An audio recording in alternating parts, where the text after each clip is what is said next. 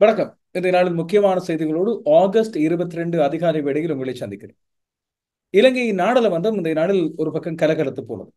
காரணம், தலதா அத்துக்கோரளை என்ற பெண்மணி ரத்தினபுரி மாவட்டத்தின் நாடாளுமன்ற உறுப்பினர். இவர் ஒரு அரசியல் வாரிசு.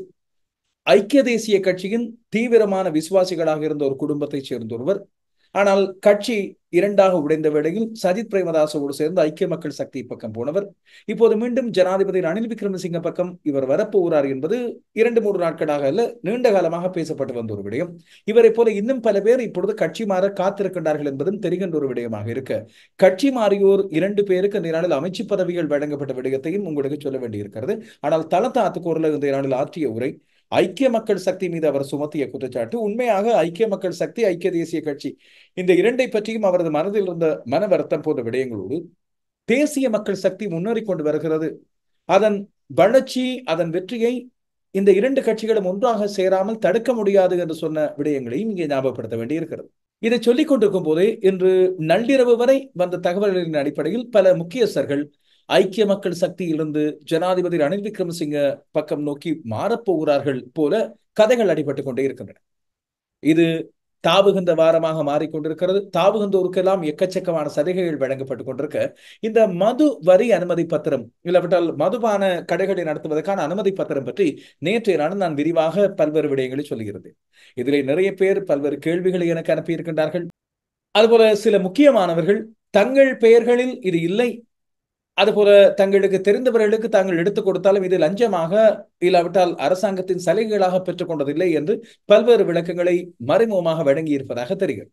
அதெல்லாம் ஒரு பக்கம் இருக்க, இன்றைய நாளில் மிக முக்கியமான ஒரு விடயமாக நாங்கள் கவலையோடும் கவனத்தோடும் கொஞ்சம் கோபத்தோடும் சந்தேகத்தோடும் பார்க்க வேண்டிய விடயம் ஒன்று வவுனியா வைத்தியசாலையில் நடந்திருக்கிறது. நேற்றைய நாளில் வவுனியா வைத்தியசாலையில் இடம்பெற்றதாக சொல்லப்படுகின்ற ஒரு சம்பவம் ஒன்றும், ஒரு வைத்தியசாலையில் அனுமதிக்கப்பட்ட பெண் ஒருவர் வெளியிட்ட காணொலிகளை பற்றியும் சில விடயங்களை சொல்லுகிறது. இன்று அந்த பெண்ணின் கணவர் போலீஸ் நிலையத்தில் இந்த வவுனியா வைத்தியசாலையில் இடம்பெற்ற வைத்தியர்கள் அதுபோல வைத்தியசாலையின் அலட்சியத்தால் தன்னுடைய குழந்தை இறந்திருக்கிறது என்ற முறைப்பாட்டை முன்வைத்திருக்கின்றனர். அந்த வவுனியா வைத்தியசாலை தொடர்பாக இப்பொழுது விசாரணைகள் முன்னெடுக்கப்பட்டிருப்பதாக செய்திகள் தெரிவிக்கின்றன. இதுவரை எனக்கு கிடைத்த செய்திகளை உங்களுக்கு முழுமையாக கொண்டு வருகிறேன். மன்னார் வைத்தியசாலை பற்றிய இன்னும் ஒரு செய்தியும் இங்கே மிக முக்கியமான செய்தியாக இருக்கிறது. இதுபோல அரசியல், தேர்தல் களம், நாட்டிலே இடம்பெறுகின்ற இன்னும் பல்வேறு முக்கியமான சம்பவங்கள் தொடர்பான செய்திகளையும் உங்களுக்கு தர வேண்டியிருக்கிறது. விரிவாக பேசுவோம். அதுபோல மக்களுக்கு மிக முக்கியமான சில விடயங்களை அழுத்தம் திருத்தமாக இந்த செய்தி பார்வையினூடாக தருவதும் என்னுடைய கடமை என்று நான் நம்புகிறேன். அந்த வகையில் 240 வாக்குகளால், இன்னும் திருத்தமாக சொல்ல போவதாக இருந்தால் 237 வாக்குகளால் தமிழ் மக்களுக்காக இருந்த ஒரு பிரதிநிதித்துவம் ஒன்று இழக்கப்பட்ட ஒரு சோகமான, ஆனால் தேர்தல் என்று வருகின்ற வேளையில் எங்கள் அத்தனை பேருக்கும் படிப்பினையான ஒரு விடயம் பற்றியும் கட்டாயமாக சொல்ல வேண்டும். காத்திருங்கள்.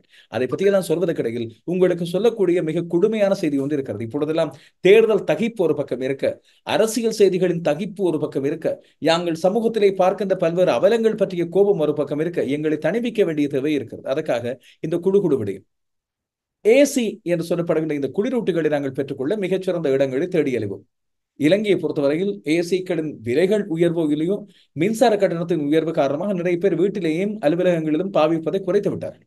ஆனால் 60% மின்சார பாவனையை குறைக்கக்கூடிய, சக்தியை சேமிக்கக்கூடிய, இது மட்டுமல்லாமல் உங்கள் பணத்தையும் சேமிக்கக்கூடிய மிகச்சிறந்த ஏசி வகை இப்பொழுது ஃபேமஸ் இன்வெர்டர் ஏசி. இலங்கையிலே இது அறிமுகப்படுத்தப்படுகிறது. பல்வேறு அளவுகளில் நீங்கள் இதை பெற்றுக்கொள்ளலாம். 5 வருட உத்தரவாதம் வழங்கப்படுகிறது கம்பல்சருக்கு. இது மட்டுமில்லாமல் தூய 100% செப்பு வைண்டிங் இங்கே இருக்கிறது. ஜப்பானிய தொழில்நுட்பம். நீங்கள் கேட்டு வாங்கும் போது ஃபேமஸ் இன்வெர்டர் ஏசி என்று கேட்டு வாங்க வேண்டும். நீங்கள் செல்ல வேண்டிய இடம் கொழும்பு கொள்ளுப்பட்டியில் அமைந்துள்ள லிபர்டி பிளாசா. 1ஆம் மாடிக்கு நீங்கள் செல்லலாம். அங்கே சென்று AR விலோஷன் நியூஸை பார்த்தோம். இந்த ஃபேமஸ் இன்வெர்டர் ஏசி பற்றி சொன்னார்கள். எங்களுக்கு விலை கழிவு வேண்டும் என்று கேட்டால் உங்களுக்கான சலுகைகளை கொண்டு வருவார்கள். மறந்துடாதீங்க, பெயர் famous inverter AC. Famous inverter AC அறிமுகப்படுத்துகிறோம். இலங்கையின் மிகச்சிறந்த விலையில் இன்வெர்டர் ஏசி. ஜப்பானிய தொழில்நுட்பத்தில் 100% காப்பர் வைண்டிங்குடன் 60% மின்சாரத்தை சேமித்திடுங்கள். தரமான நம்பிக்கையுடன் 5 வருட உத்தரவாதத்துடன் அனுபவித்து மகிழ குழுமையுடன் இருந்திடுங்கள். பணத்தை சேமித்திட இன்றே மிகச்சிறந்ததை தெரிவு செய்யுங்கள். Famous inverter AC. Your comfort our priority.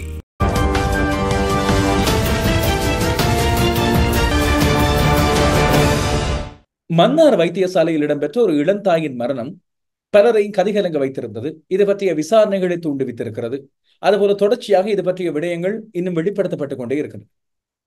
நேற்று ஒரு வைத்தியரும் இதன் காரணமாக பணியிடை நீக்கம் செய்யப்பட்டார் என்ற விடயத்தையும் வெளிப்படுத்துகிறது.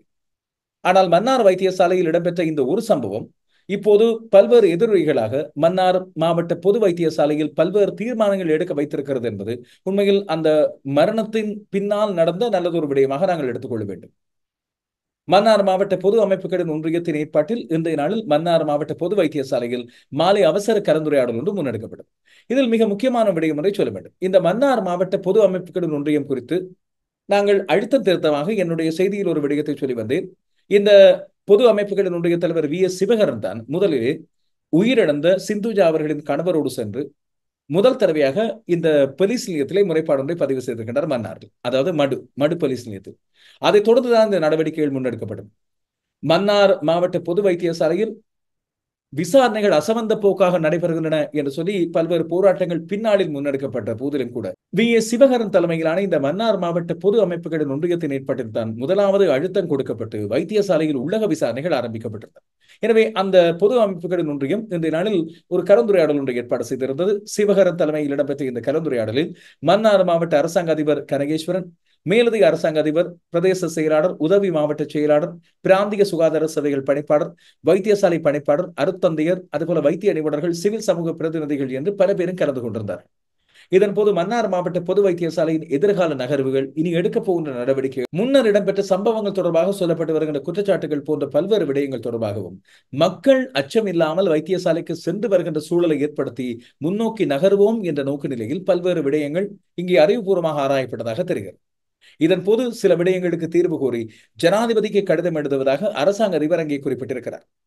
அதுபோல நோயாளரை அணுகுகின்ற முறை தொடர்பாக பயிற்சி வழங்குவது வைத்தியசாலை ஊழியர்களுக்கு என்று தீர்மானிக்கப்பட்டிருக்கிறது. சிந்துஜாவின் சம்பவம் போல துன்பியல் சம்பவங்கள் இனி நிகழக்கூடாது என்று அங்கே வலியுறுத்தப்பட்டிருப்பது மிக முக்கியமானது. இந்த ஆரோக்கியபூர்வமான மாற்றத்துக்கான வாழ்த்துக்கள். அதுபோல இப்படியான விடயங்கள் இத்தோடு நிறுத்தப்பட்டு விடக்கூடாது. அந்த பணியிடை நீக்கம் செய்யப்பட்டவர்கள் மீது தீவிர விசாரணைகள் மேற்கொள்ளப்பட்டு குற்றம் இழைத்தவர்களாக இருந்தால் அவர்களுக்கு தண்டனை வழங்க வேண்டும். காரணம், இன்றைய நாளில் இடம்பெற்ற இந்த ஒரு சம்பவம். இதை பற்றி நேற்றே உங்களுக்கு ஒரு விடயத்தை சொல்லியிருந்தேன். வவுனியா வைத்தியசாலையில் ஒரு சிசு உயிரிழந்த சம்பவம் தொடர்பாக பல்வேறு விடயங்கள் வெளியாகி கொண்டிருக்கின்றன. ஒரு தாயார் தான் அந்த காணொலியை அனுப்பி வைத்திருந்தார். அனுமதிக்கப்பட்ட தன்னுடைய சிசு அங்கே வைத்தியசாலையின் கவனக்குறைவு காரணமாக உயிரிழந்ததை பற்றி தான் இந்த விடயங்கள் இங்கே சொல்லப்பட்டது. இது பற்றி வைத்தியசாலை தரப்பு சொல்கின்ற தகவல்களை வைத்துக் கொண்டுதான் நாங்கள் அடுத்த கட்ட நடவடிக்கைகளை பற்றி பேசலாம், இது பற்றிய விடயங்களின் உண்மைத்தன்மையை அறிந்து கொள்ளலாம் என்ற விடயத்தை நான் சொல்லுகிறேன். வவுனியா மாவட்ட பொது வைத்தியசாலையில் சரியான நேரத்தில் சிகிச்சை அளிக்கப்படாத காரணத்தினால் தன்னுடைய குழந்தை சிசு ஒன்று உயிரிழந்ததாக கூறப்படுகின்ற சம்பவம் தொடர்பான விரிவான விடயம் இது. வடமாகாண சுகாதார சபைகள் பணிப்பாளர் சமன் பத்ரன இந்த தகவல்களை ஊடகங்களுக்கு இப்பொழுது வெளியிட்டிருக்கிறார். கடந்த 18ஆம் தேதி மகப்பேற்றுக்காக அனுமதிக்கப்பட்ட பெண் உரிய நேரத்துக்குள் தன்னை சத்திர சிகிச்சைக்கு எடுக்காமையினால் தான் தன்னுடைய குழந்தை மரணித்ததாக குற்றம் சுமத்துகின்ற காணொலி ஒன்று வெளியாகி இருந்ததை பற்றி நான் உங்களுக்கு சொல்கிறேன். அந்த காணொலியில் தான் அவர் இது பற்றிய பல்வேறு முறைப்பாடுகளை விலாவாரியாக பேசுகிறார். கடந்த 18ஆம் தேதி இந்த மகப்பேற்றுக்காக தான் அனுமதிக்கப்பட்ட பிறகு உரிய நேரத்தில் தன்னை சத்திர சிகிச்சை எடுக்கவில்லை என்று அவர் குற்றம் சுமத்துகிறார்.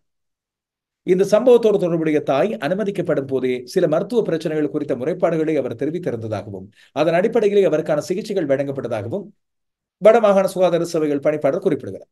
ஆனாலும் அந்த காணொலியில் முன்வைக்கப்படுகின்ற விடயங்கள் தொடர்பாக பல்வேறு குற்றச்சாட்டுகள் தொடர்பாக பரிசீலனைகள் முன்னெடுக்கப்பட்டு விசாரணைகள் முன்னெடுக்கப்படும் என்று அவர் உறுதி வழங்கி இருக்கின்றார். அந்த விசாரணைகள் ஏற்கனவே ஆரம்பிக்கப்பட்டதாக வைத்தியசாலை தரப்புகளும் தெரிவித்திருக்கின்றனர். இப்படி இருக்கும்போது அந்த குழந்தையின் தந்தை, இந்த பெண்ணின் கணவர் இது பற்றிய முறைப்பாடு ஒன்றை இப்பொழுது முன்வைத்திருக்கின்றனர் வவுனியா போலீசில். வவுனியா வைத்தியசாலை வைத்தியர் ஒருவரின் அலட்சியத்தினால் தான் தன்னுடைய குழந்தை பிறந்து இறந்திருக்கிறது என்று சொல்லி வவுனியா போலீஸ் நிலையத்தில் இந்த முறைப்பாட்டை தெரிவித்திருக்கின்றனர் அந்த சிசுவின் தந்தையார். அவர் முறைப்பாட்டிலே குறிப்பிட்டிருந்த விடயங்களை நாங்கள் முழுமையாக பார்த்தால், வவுனியா செட்டிக்குளம் பிரமணாலங்குளம் பகுதியில் வசிக்கின்ற தானும் தன்னுடைய மனைவியும் பிரசவத்துக்காக கடந்த 17ஆம் தேதி வவுனியா வைத்தியசாலையின் 7ஆம் விடுதியில் அனுமதித்திருந்ததாகவும் மறுநாள் அவருக்கான மருந்துகள் வழங்கப்பட்ட நிலையில் அவரது பன்னீர் குடம் உடைந்திருந்ததாகவும் இதனை தாங்க முடியாத தன்னுடைய மனைவி அங்குள்ள தாதி ஒருவருக்கு விடயத்தை தெரிவித்திருக்கின்றார். இதன் போது அங்கே கடமையில் இருந்த வைத்தியர் ஒருவர் தொலைபேசியை பயன்படுத்திக் கொண்டு அது தொடர்பாக கவனம் எடுக்காமல் அது ஒரு பிரச்சனையும் இல்லை என தெரிவித்திருக்கிறார். பின்னர் வலிக்குரிய மருந்தினை மனைவிக்கு கொடுத்துவிட்டு உறங்குமாறு அவர்கள் தெரிவித்திருந்ததாகவும் மறுநாள் வைத்தியசாலைக்கு வந்த வேறொரு வைத்திய அதிகாரி சீசர் செய்து குழந்தை எடுத்திருக்கலாம் தானே என கடமையில் இருந்த வைத்தியரை பேசியிருப்பதாகவும் சொல்லப்படுகிறது. பின்னர் மீண்டும் மாலை 5 மணிக்கு தன்னுடைய மனைவியை சிகிச்சை கூடத்துக்கு அழைத்துக் கொண்டு சென்றிருந்ததாகவும் பல மணி நேரமாகியும் அவர் வெளியே வரவில்லை என்ற அடிப்படையில் இதற்குள் 7ஆம் விடுதியில் குடிருட்டி இயங்கவில்லை என தெரிவித்து 5ஆம் விடுதிக்கு தன்னுடைய மனைவியை மாற்றியிருந்ததாக இங்கே தெரிவிக்கப்படுகிறது. எனவே இப்படியான பல்வேறு அலைச்சல்கள் மூலமாக இடம்பெற்ற அந்த விடயத்தின் போது அங்குள்ள வைத்தியரிடம் தான் இந்த விடயத்தை பற்றி கேட்ட வேளையில் 5ஆம் விடுதியிலிருந்து குழந்தையை இங்கே அனுமதிக்கும் போதே உயிரில்லாத நிலையிலே தான் இந்த குழந்தையை தந்திருப்பதாகவும் இருப்பினும் குழந்தையின் இதய துடிப்பை தாம் மீட்டிருப்பதாக குழந்தையின் உடல்நிலையில் பாதிப்பு ஏற்பட்டிருப்பதாக அந்த வைத்தியர் அப்போது குறிப்பிட்டிருக்கிறார். குழந்தையை தனக்கு அவர்கள் காட்டியிருந்ததாக இந்த தந்தையார் குறிப்பிடுகிறார். நேற்றிரவு, அதாவது 20ஆம் தேதி இரவு இந்த குழந்தை இறந்து விட்டது என்று சொல்லி வைத்திய தரப்பு தெரிவித்திருப்பதாக அவர் சொல்கிறார். எனவே வைத்தியரின் இந்த அலட்சிய போக்கினால் தான் தன்னுடைய குழந்தை இறந்திருக்கிறது, தன்னுடைய மனைவிக்கு இந்த கொடுமை நேர்ந்திருக்கிறது என்று இந்த குறிப்பிட்ட கணவர் குறிப்பிடுகிறார். தன்னுடைய வைத்தியர்களின் அசமந்த போக்கினால் நடந்த இந்த விடயத்துக்கு நீதி கிடைக்க வேண்டும், தனக்கு நீதி கிடைக்காமல் தன்னுடைய குழந்தையின் சடலத்தை தான் பொறுப்பெடுக்க மாட்டேன் என்று உறுதிபட அவர் தெரிவித்திருக்கிறார். இது தொடர்பாக போலீசில் இப்பொழுது உத்தியோகபூர்வமான முறைப்பாடு இருக்கிறது. போலீஸ் ஒரு பக்க விசாரணைகளை மேற்கொண்டும் வவுனியா வைத்தியசாலையின் பணிப்பாளர் சுகுணன் இது பற்றிய உள்ளக விசாரணைகள் இப்பொழுது இடம்பெற்று வருவதாக உறுதி வழங்கியிருக்கின்றனர். எனவே இந்த விசாரணைகள் முடிவில் தான் இந்த விடயங்கள் பற்றிய உண்மைத்தன்மை வெளிப்படுத்தப்படும். ஆனால் பொதுமக்கள் உண்மையில் இப்பொழுது பொங்கி இருக்கின்றார்கள். மீண்டும் ஒரு வைத்தியசாலையின் கவனையினம், அசமந்த போக்கு இன்னும் ஒரு குழந்தையின் உயிரை பலி எடுத்திருக்கிறது என்பதுதான் அவர்களது கோபத்துக்கான காரணம். எந்த ஒரு பெற்றோருக்கும் ஆசையோடு தாங்கள் பிரசவிக்கின்ற அந்த மகவு என்பது மிக முக்கியமான ஒன்று. அது ஒரு அலட்சிய போக்கினால் கைவிடப்படுகிறது என்று வரும்போது வைத்தியசாலையை நம்பி தஞ்சம் என்று போகின்ற அந்த மக்களுக்கு என்ன கதை என்ற கேள்வி இங்கே வருகிறது இல்லையா? இதுபோல வைத்தியசாலையில் ஒரு உண்மைத்தன்மை இல்லாமல், வெளிப்படைத்தன்மை இல்லாமல் இப்படியான விடயங்கள் நடக்கும் போதுதான் இந்த விடயங்கள் இன்னும் பெரிதுபடுத்தப்படுகின்றன. மருத்துவர்களுக்கு எதிராக மக்கள் பொங்கி வருகின்ற அண்மைக்கால நடவடிக்கைகள் ஒன்றாக இது மாறி இருக்கிறது. எனவே இந்த விடயத்தில் வைத்தியர் சுகுணன் அவர்கள் மிக தீவிரமான வெளிப்படையான விசாரணைகளை இங்கே மேற்கொண்டு உண்மையான குற்றவாளிகள் அங்கே இருக்கும் பட்சத்தில் அவர்களுக்கான தண்டனைகள் வழங்கப்படுவதை உறுதிப்படுத்த வேண்டும். முதலில் இது வைத்தியசாலை தரப்பின் தவறினால் நடந்த மரணம் தானா? மருத்துவர்கள் சரியான விடயங்களை என்ன காரணத்தினால் அந்த தந்தைக்கும் தாய்க்கும் குறிப்பிடவில்லை போன்ற விடயங்களை விளக்கமாக இங்கே வழங்க வேண்டும். இல்லாவிட்டால் மருத்துவத்துறை மீதான மற்றொரு கடங்கமாக இது இருக்கும் என்பது மட்டும் உறுதி.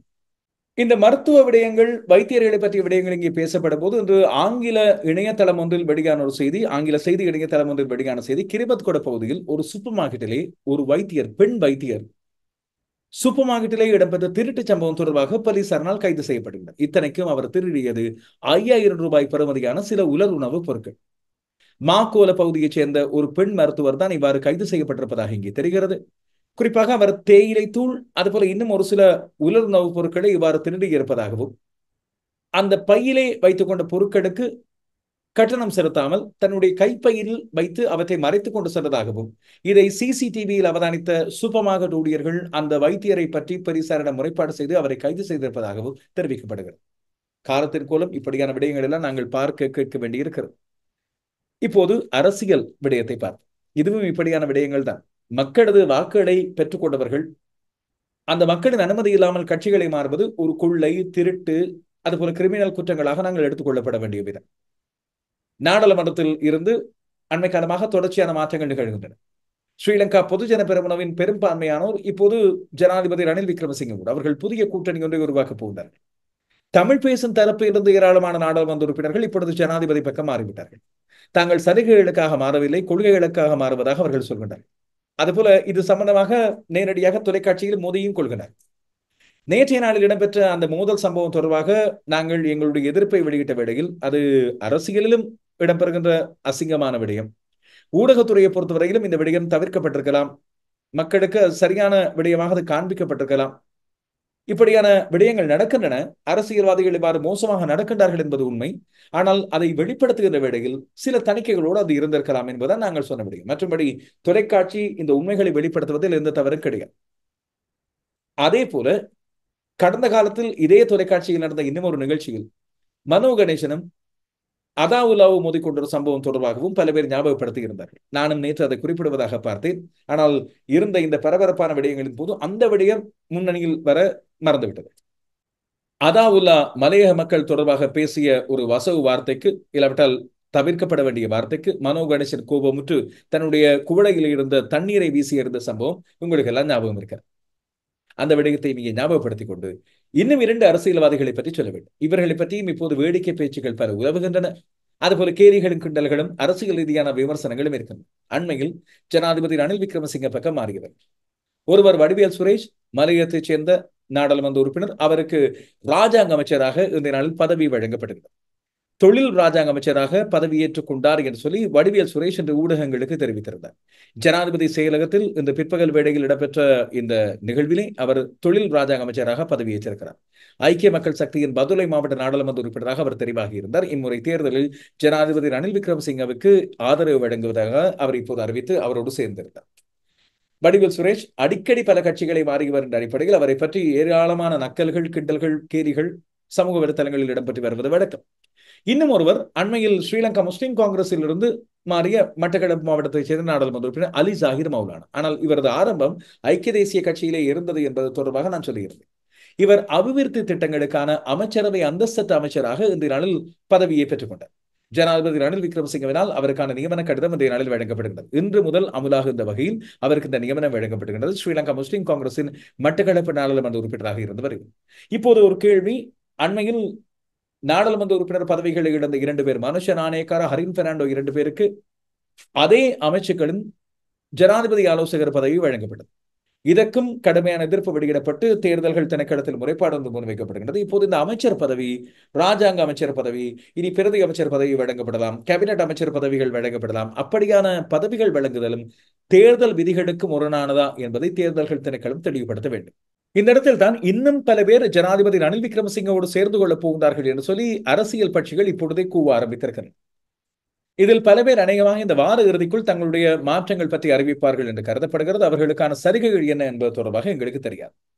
தலதா அத்துக்கூரில் இன்றைய நாளில் நாடாளுமன்றத்தில் வைத்து உரையாற்றி அதற்கு பிறகு தன்னுடைய நாடாளுமன்ற உறுப்பினர் பதவியிலிருந்து விலகி ஜனாதிபதி ரணில் விக்ரமசிங்கவுக்கு ஆதரவு தெரிவிப்பதாக அறிவித்திருந்தார். அது ஒரு கொள்கையான அடிப்படையில் பெறப்பட்ட முடிவாக நான் நம்புகிறேன். குறிப்பாக நாடாளுமன்ற உறுப்பினர் பதவியிலிருந்து விலகிய பிறகு நாடாளுமன்றத்தில் அதை பற்றி உரையாற்றி அதுக்கு பிறகு அவர் விலகிச் சென்று எதிர்கட்சியில் இல்லாவிட்டால் மற்ற கட்சியில் அமர்வது.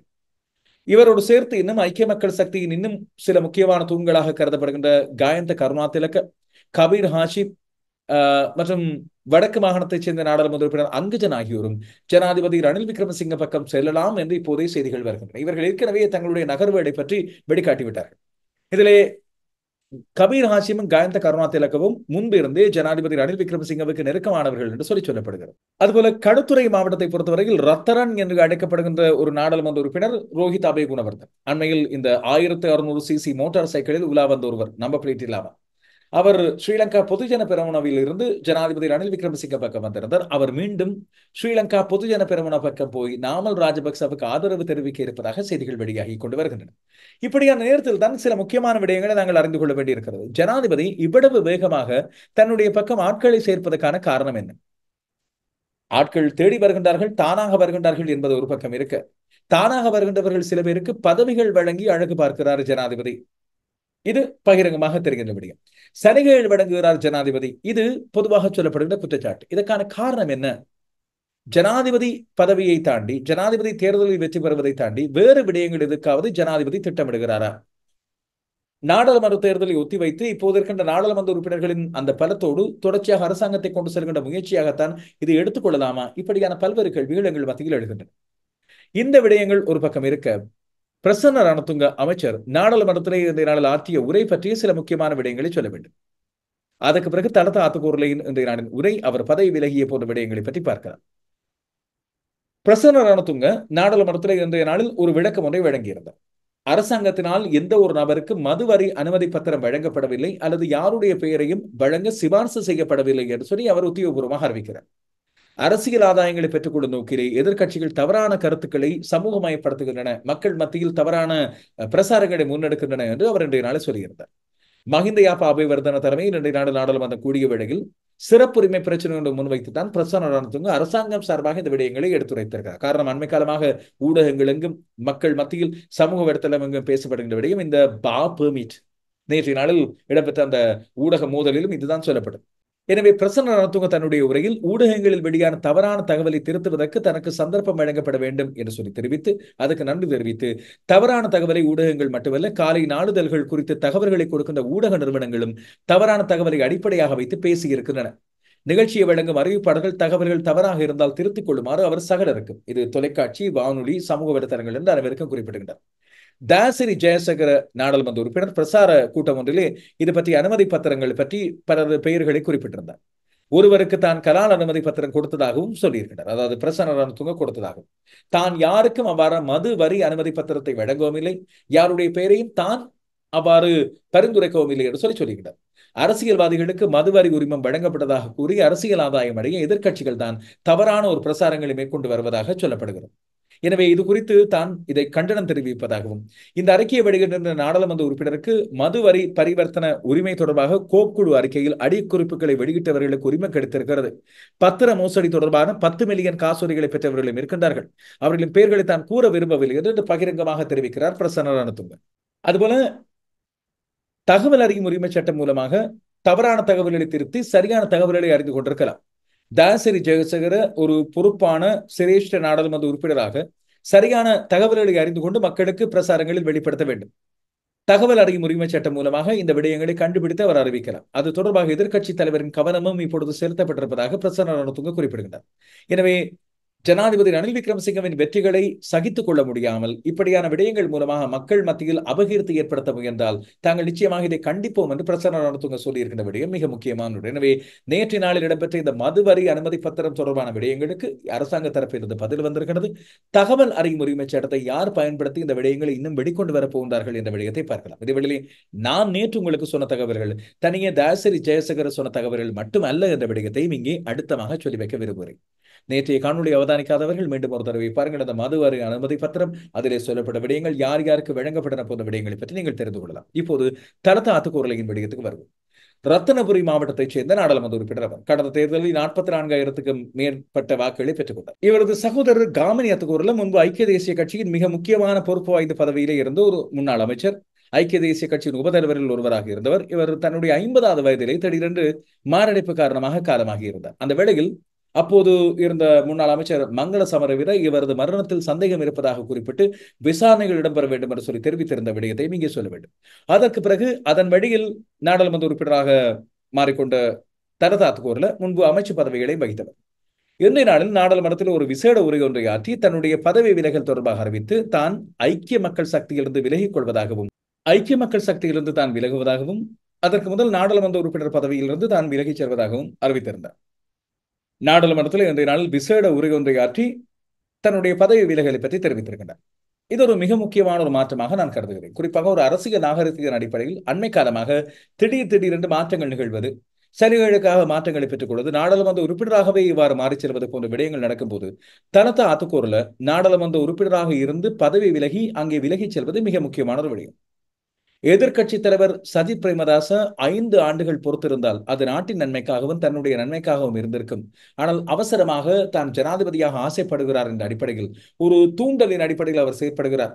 கோட்டாபய ராஜபக்சவுக்கு ஏற்பட்ட கதையை ஒரு படிப்பினையாக அவர் கொண்டிருக்க வேண்டும் என்று தலத ஆத்துக்கூரில் இந்த நாளில் உரையாற்றியிருந்தார். தன்னுடைய உரையிலே நாட்டுக்காகவும் கட்சிக்காகவும் மாத்திரமன்றி தன்னுடைய அரசியல் எதிர்காலத்துக்காக சஜித் பிரேமதாசவுக்கு இன்னும் 5 வருடங்கள் பொறுமையாக காத்திருந்திருக்க முடியுமாயின் இன்று தமக்கு இந்த பாரிய சவால் ஏற்பட்டிருக்காது என்று சொல்லி குறிப்பிடுகின்ற தரத்த அத்துக்கூறல தான் சஜித் பிரேமதாசவிடம் தெரிவிக்க விரும்புகின்ற ஒரு விடயம், உங்களை இந்த படுகொடிக்குள் தள்ளுவதன் ஒரே ஒரு நோக்கம் உங்களை ஜனாதிபதியாக்குவது அல்ல. அடுத்த தேர்தலில் இவர்கள் நாடாளுமன்றத்துக்கு செல்வதற்கான முயற்சியை, இதற்கு எமது கட்சியை பறிகொடுப்பதை பார்க்க என்னால் முடியாது என்பதை நன்றாக புரிந்து கொள்ளுங்கள் என தான் கேட்டுக்கொள்கிறேன் என்று குறிப்பிட்டிருந்தார். தரத அத்துக்கூரில் நான் ஏற்கனவே குறிப்பிட்டது போல காமினி அத்துக்கூரலின் மறைவுக்கு பிறகு நாடாளுமன்ற தேர்தலில் இறங்கி 2004ஆம் ஆண்டு முதன்முறையாக நாடாளுமன்ற தேர்தலில் அவர் கேட்டு வெற்றி பெற்றிருந்தார். அதைத் தொடர்ந்து 2010, 15, 20 ஆகிய நாடாளுமன்ற தேர்தலில் ரத்தினபுரி மாவட்டத்திலிருந்து அவர் தெரிவாகி இருந்தார். 45,105 வாக்குகளை பெற்று இம்முறை தெரிவாகி இருந்தார். இந்த விடயத்தில் அவர் இன்னும் ஒரு விடயத்தையும் அழுத்தம் திருத்தமாக சொல்லியிருந்தார். ஜனாதிபதி ரணில் விக்ரமசிங்கவும் சஜித் பிரேமதாசவும் சேர்ந்து பணியாற்றுவதில் எந்த ஒரு தவறும் கிடையாது. ஜனாதிபதி ரணில் விக்ரமசிங்கவோடு இத்தனை பேர் இங்கே சேர்ந்து பணியாற்றும் போது அவரது அழைப்பை சஜித் பிரேமதாஸ் ஏற்றுக்கொள்ளாமல் விட்டது தான் தவறாக நினைப்பதாக சுட்டிக்காட்டியிருந்தார். இவர் மீதும் இப்போது விமர்சனங்கள் நிச்சயமாக முன்வைக்கப்படும். இது ஒரு பக்கம் இருக்க, ஐக்கிய தேசிய கட்சியின் பிளவுக்கு தானும் ஒரு காரணமாக இருந்ததை இட்டு தான் வெட்கப்படுகிறேன். இலங்கையின் தனிப்பெரும் கட்சியாக இருந்த ஒரு கட்சி இப்போது சிதைந்து போயிருக்கிறது. ஐக்கிய மக்கள் சக்தி, ஐக்கிய தேசிய கட்சி இரண்டுமே இப்போது சேர்ந்தால் மட்டுமே தேசிய மக்கள் சக்தியின் வெற்றியை தடுக்க முடியும் என்றும் தன்னுடைய உரையிலே அவர் குறிப்பிட்டிருந்தார். அந்த உரை மிக முக்கியமான ஒரு உரையாக இருந்தது. குறிப்பாக தன்னுடைய அரசியல் நடவடிக்கைகள் சிலவற்றில் இடம்பெற்ற தவறுகளையும் ஏற்றுக்கொண்டு தன் சார்ந்த கட்சியினருக்கான சில விடயங்களையும் குறிப்பிட்டு இதன் அடிப்படையில் தான் ஜனாதிபதி ரணில் விக்ரமசிங்கவின் கரங்களை பலப்படுத்த அவரோடு சேரப்போகிறேன் என்று குறிப்பிடுகிறார். இதுவும் சலுகைகளுக்கான விடயமாக இருக்கலாம் என்று விமர்சனங்கள் முன்வைக்கப்படலாம். ஆனால் உரையின் அடிப்படையில் சொல்லக்கூடிய சில விடயங்களாகத்தான் இந்த விடயங்களை சொல்ல வேண்டியிருக்கிறது. தரத்த அத்துக்கூறலின் இந்த பதவி விலகலை தொடர்ந்து இப்பொழுது அந்த வெற்றிடத்துக்கு அடுத்த ஒருவரை நிரப்ப வேண்டியிருக்கு.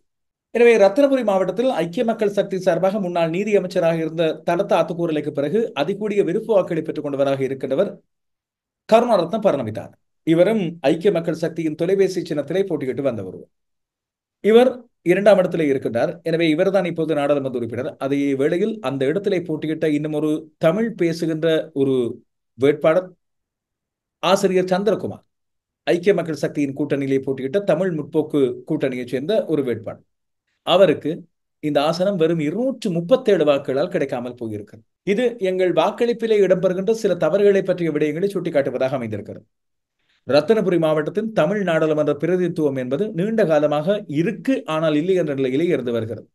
தமிழ் வாக்காளர்கள் சரியான முறையில் ரத்தினபுரி மாவட்டத்தில் மட்டுமல்ல, இன்னும் பல்வேறு இடங்களில், கிழக்கு மாகாணத்தின் சில இடங்களில், ஏன் வடக்கு மாகாணத்தின் பல இடங்களில் கூட, அதுபோல மேல் மாகாணத்திலும் கூட சரியான முறையில் சிந்தித்து செயற்பட்டால் இன்னும் எங்கள் தமிழ் பேசும் வேட்பாளர்களின் பிரதிநிதித்துவத்தை அதிகரிக்க. அது சரி, பிரதிநிதிகளை தெரிவு செய்து என்ன, நேற்று போல சண்டை தானே பிடிக்கப் போகின்றார்கள். இதற்காக நாங்கள் மினக்கட்டு கஷ்டப்பட்டு இப்படியெல்லாம் வாக்களிக்க வேண்டுமா என்று நீங்கள் கேட்பது உண்மைதான். ஆனால் நாங்கள் பொருத்தமானவர்களை, தகுதியானவர்களை, சரியானவர்களை தேர்ந்தெடுத்து அனுப்பும் போது இப்படியான விடயங்களை பற்றி நாங்கள் கவலைப்பட வேண்டிய தேவை கிடையாது. அதற்கு எங்களது வாக்கெடுப்பு விதத்தில் இருக்க வேண்டிய மிக முக்கியமான ஒரு விடயத்தை பற்றி இங்கே சொல்ல வேண்டும். தலத்த ஆத்துக்கூறல இப்பொழுது பதவி விலகிறார். தலத்த ஆத்துக்கூறலுக்கு பிறகு இந்த விருப்பு வாக்களின் அடிப்படையில் கருணாரத்ன பரணவிதான மற்றும் ஆசிரியர் சந்திரகுமார் ஆகியோருக்கு இடையில் வெறும் 237 வாக்குகள் வித்தியாசம். மக்கள் ஒன்றுபட்டு ஒரு தமிழ் வேட்பாளரை சரியான முறையில் தெரிவு செய்ய வேண்டும் என்று இன்னும் ஒரு 300 வாக்குகள் அவருக்கு வழங்கி இருந்தால் இப்போது அந்த இடம் ஆசிரியர் சந்திரகுமாருக்கு கிடைத்திருக்கு. தமிழ் முற்போக்கு கூட்டணியின் சார்பில் தான் போட்டியிட்டு இருந்தார் தொலைபேசி சின்னத்தில் போட்டியிட்ட ஆசிரியர் சந்திரகுமார். தலத்த ஆத்துக்கூறல போன பிறகு ரத்தினபுரி மாவட்டத்துக்கு தமிழ் பிரதிநிதித்துவம் தற்காலிகமாக வென்றாலும் கிடைக்குமா என்ற கேள்வி எழுந்திருந்த நிலையில் இன்றைய நாளில் வெளியிடப்பட்ட இந்த கணக்கு விவரங்களில் அவற்றால் விருப்பு வாக்களின் விடயங்களை பற்றி மீண்டும் ஞாபகப்படுத்தப்பட்ட வேளையில் ஆசிரியர் சந்திரகுமாருக்கு இந்த இடம் இல்லாமல் போயிருக்கிறது. எனவே இப்போது ஒரு விடயத்தை பார்க்க வேண்டும். இது தனியே ரத்தினபுரி மாவட்டத்துக்கான விடயம் மட்டுமில்லை, ஆனால் ரத்தினபுரி மாவட்டத்தைச் சேர்ந்தவர்கள் இந்த விடயத்தை கவனிக்க வேண்டும். நீண்ட காலமாக இல்லாமல் போயிருக்கின்ற இந்த தமிழ் பிரதிநிதித்துவத்தை நீங்கள் ஒன்றுபட்டு வாக்குகளை வழங்குவதன் மூலம், கொஞ்சம் புத்திசாலித்தனத்தை பயன்படுத்துவதன் மூலம் பொருத்தமற்ற வாக்காளர்கள் வாக்குகளை பிரிப்போரை தள்ளி வைத்துவிட்டு ஒருவருக்கு, உங்களது சரியான தெரிவாக இருக்கின்ற ஒருவருக்கு வழங்கினார். அது தமிழ் முற்போக்கு கூட்டணியை சேர்ந்தவராகத்தான் இருக்க வேண்டும் என்ற தேவையில்லை. தமிழ் மக்களுக்கு, உங்களது பிரதேச மக்களுக்கு சேவையாற்றக்கூடிய ஒருவரை சரியான முறையில் தேர்ந்தெடுத்து நீங்கள் அனுப்பலாம். இதே போலதான் ஏனைய மாவட்டங்களிலும் உங்களுக்கு கேட்கின்ற வேட்பாளர்களை பாருங்கள். அது கட்சிக்காக மட்டுமல்ல, சமூகத்துக்காக, மக்களுக்காக உண்மையான தகுதியுடையவராக இருப்பதற்காக, உளச்சித்தியோடு பேசக்கூடியவராக, இறுதியாக பெட்டிக்காகவும் பெர்மிட்டுக்காகவும் கட்சி மாறாதவராக பார்த்து நீங்கள் தெரிவு செய்ய வேண்டியது அவசியம். அவர் தெரிவு செய்யும் போது பிரசாரங்களை மட்டும் கொண்டு வராமல் உங்களுக்குள்ளே சமூக வலைத்தளங்கள் ஒரு உறுதியான பிரசாரமான மேடை. அதுபோல நீங்கள் உங்களது வாய்வழி வார்த்தைகள் மூலமாக மற்றவர்களுக்கு சொல்லலாம், இல்லை இவருக்கு ஒன்றுபட்டு நாங்கள் வாக்களிப்போம், அவரை மட்டும் தெரிவு செய்வோம், மற்றவர்கள் தேவையில்லாதவர்கள் என்று சொல்லி நீங்கள் குறிப்பிட்டு சரியானவர்களை தெரிவு செய்யலாம். வாக்களிப்பின் முக்கியத்துவம் இங்கே உணரப்பட வேண்டும். நாங்கள் ஒன்றுபட்டு வாக்களிப்பது மட்டுமல்ல, முதலில் வாக்களிக்க வேண்டும். ஒவ்வொரு முறையும் சொற்பளவான வாக்களின் வித்தியாசத்தில் பல முக்கியமான தமிழ் பிரதிநிதிகளை அனுப்புவதிலிருந்து நாங்கள் தவறி விடுகிறோம். எனவே இனி கவனித்து செயற்பட வேண்டும் என்பதற்காகத்தான் இந்த விடயத்தை ஒரு உதாரணமாக கொண்டு வந்திருந்தேன். இப்போது வெளிநாட்டிலிருந்து இந்த செய்திகளை பார்த்து கொண்டிருப்போருக்கும், அதுபோல இலங்கையில் உள்ளவர்கள், வெளிநாட்டில் உங்கள் உறவுகள் இருந்தால் அவர்களுக்கும் ஒரு முக்கியமான செய்தி. இலங்கை அரசாங்கத்தினால் அறிவிக்கப்படுகின்ற ஒரு புதிய சலுகை, 35 நாடுகளுக்கு ஃப்ரீ விசா. இது இலவசமான இலங்கைக்காக வருகை தருகிற விசா விடயம் பற்றிய ஒரு முழுமையான பதிவு ஒன்று வெளியாகி இருக்கிறது. 35 நாடுகளைச் சேர்ந்த பிரயாணிகள், அதுபோல 35 நாடுகளைச் சேர்ந்தவர்களுக்கு இலங்கைக்கு வருவதற்கு இலவச விசா தொடர்ச்சியாக வருகின்ற 6 மாதங்களுக்கு வழங்கப்படுவதாக அறிவிக்கப்படுகின்றது. உடனடியாக அமலுக்கு வரும் வகையில் இந்த விசா விடயம் இப்பொழுது வெளியிடப்படுகின்றது. இந்த 35 நாடுகள் ஃப்ரீ ஆஃப் சார்ஜ் விசா என்று அழைக்கப்படுகின்ற இலவச விசா அனுமதி பத்திரங்கள் வழங்கப்படுகின்ற நாடுகளை பொறுத்தவரையில் ஐக்கிய ராஜ்யம், Germany, Netherlands, Belgium, Spain, Australia, Denmark, Poland, Kazakhstan, Saudi Arabia, ஐக்கிய அரபு அமீரகம், நேபாளம், China, India, Indonesia, Russia, Thailand, Malaysia, Japan, France, ஐக்கிய அமெரிக்கா, கனடா, செக் குடியரசு, Italy, Switzerland, Austria, Israel, Belarus, Iran, Sweden, தென்கொரியா, கட்டார், ஓமான், பஹ்ரைன் மற்றும் நியூசிலாந்து ஆகிய நாடுகளைச் சேர்ந்தவர்களுக்கு இந்த ஒப்புதல் வழங்கப்பட்டிருக்கிறது. இலங்கையின் அமைச்சரவை இந்த ஒப்புதலை வழங்கி இருக்கின்றது. நாளைய தினம் ஐக்கிய மக்கள் சக்தியின் தேர்தல் விஞ்ஞாபனம் வெளியிடப்படும் என்று சொல்லப்படுகிறது. அந்த தேர்தல் விஞ்ஞாபனத்துக்கு பிறகுதான் ஆதரவு வழங்கப்படுமா இல்லையா என்பது குறித்து தமிழரசு கட்சி முடிவெடுக்கும் என்பதும் இப்போது பேச்சாக இருக்கின்ற விடயம். அப்படி இருக்கும்போது தமிழ் தேசிய மக்கள் முன்னணியைச் சேர்ந்த செல்வராசா கஜேந்திரன் ராஜபக்சகளை பாதுகாத்தது தமிழரசு கட்சியின் பங்கு அங்கே இருக்கிறது என்று சொல்லி குற்றம் சுமத்தியது மிக முக்கியமான ஒரு விடயமாக இங்கே இருக்கிறது. அந்த விடயத்தை பற்றி இங்கே சொல்ல வேண்டும். செல்வராசா கஜேந்திரன் தமிழ் தேசிய மக்கள் முன்னணியின் நாடாளுமன்ற உறுப்பினர், அவர்களது செயலாளர். ராஜபக்ச குடும்பத்தினரை சுதந்திரமாக செயற்படுவதற்கு தமிழ் தேசிய கூட்டமைப்பினர் வழி சமைத்ததாக மட்டக்களப்பு காந்தி பூங்காவில் இடம்பெற்ற நிகழ்வு ஒன்றில் உரையாற்றிய போது செல்வராசா கஜேந்திரன் குறிப்பிட்டிருக்கின்றார். தமிழ் தேசிய கூட்டமைப்பினர் மட்டுமல்லாமல் சி.வி. விக்னேஸ்வரனும் சேர்ந்து ராஜபக்ச குடும்பத்தினரை நாடாளுமன்ற அரசியல் மூலமாக பாதுகாத்தார்கள். இதன் விளைவாகத்தான் நாமல் ராஜபக்ச இன்று ஜனாதிபதி வேட்பாளராக நிறுத்தப்பட்டுகின்றார் என்று குற்றம் சுமத்தி இருக்கின்றார். இறுதியாக நாளை இந்த 22ஆம் தேதி இன்னும் ஒரு முக்கியமான விடயம் நடக்க போகிறது. இது இலங்கை அரசியலில் அல்ல, தமிழக அரசியல். தமிழக அரசியலில் தமிழக வெற்றி கழகம் என்ற ஒரு புதிய கட்சியை ஆரம்பித்து அடுத்து அரசியலில் குதிக்கப் போவதை பற்றி தெளிவாக அறிவித்திருக்கின்ற நடிகர் விஜய் புதிய கொடி ஒன்றை தங்களது கட்சியின் கீதத்தோடு வெளியிட இருப்பதாக இன்று உத்தியோகபூர்வமான கடிதம் மூலமாக அறிவித்திருக்கின்றனர். ஆகஸ்ட் 22ஆம் தேதி நம் தமிழக வெற்றி கழகத்தின் முக்கிய அடையாளமான கொடி அறிமுகமாக நாள். தமிழ்நாட்டின் நலனுக்காக உழைத்து நம் மாநிலத்தின் அடையாளமாகவும் மாறப்போகின்ற நம் வீர கொடியை, வெற்றி கொடியை நாளை நம் தலைமைச் செயலகத்தில் அறிமுகப்படுத்தி கழக கொடிப்பாடலை வெளியிட்டு கழக கொடி ஏற்றி வைக்கிறோம் என்று சொல்லி கையொப்பமிட்டு இந்த விடயத்தை வெளிப்படுத்துகின்றார் நடிகர் விஜய். இதுவேளை விஜய் அரசியலுக்கு வந்து தங்களோடு சேர்கின்ற விருப்பத்தை வெளிப்படுத்துகின்ற நேரத்தில் தாங்கள் அதை ஏற்றுக்கொள்ள பரிசீலிப்போம் என்று சொல்லி பாரதிய ஜனதா கட்சியின் தமிழக தலைவரான அண்ணாமலை தெரிவித்திருக்கின்றார். விஜய் இப்போதைக்கு யாருடமாவது கூட்டணி வைப்பாரா? அப்படியான கூட்டணி வைத்தால் அது பாரதிய ஜனதா கட்சியோடு இருக்குமா? இப்படியான பல்வேறு கேள்விகள் இருக்க தமிழகத்தில் இப்போது இருக்கின்ற கட்சிகளின் மாற்று கட்சியாகத்தான் விஜயை பார்க்கிறோம். எனவே அவர் அனைத்து விடயங்களிலும் மாறுபட்ட செயற்பாடுகளை கொண்டு வர வேண்டும் என்று சொல்லி மக்கள் எதிர்பார்த்திருப்பதாக தெரிகிறது. சமூக வலைத்தளங்களில் விஜயின் கட்சி கொடி அநேகமாக மஞ்சள் நிறத்தில் இருக்கும் என்றும் அதற்கு பல்வேறு சின்னங்களை பற்றிய விடயங்கள் இப்பொழுது சொல்லப்பட்டு வருவதையும் பார்த்திருக்கிறோம். அவரது அடுத்த கட்ட அரசியல் நகர்வு பற்றி ஆர்வத்தோடு பல பேரும் பார்த்திருக்கிறார்கள். வரப்போன்ற திரைப்படத்தை தாண்டி தமிழக அரசியலில் ஆர்வம் உள்ளவர்களுக்காக அந்த விடயங்களையும் தொடர்ந்து கொண்டு வரவும் காத்திருக்கிறேன். இன்று நாளின் செய்திகளை பற்றி உங்களுடைய கருத்துக்கள், விமர்சனங்கள் ஆகியவற்றை எதிர்பார்த்திருக்கிறேன். மீண்டும் நாளை சந்திப்போம்.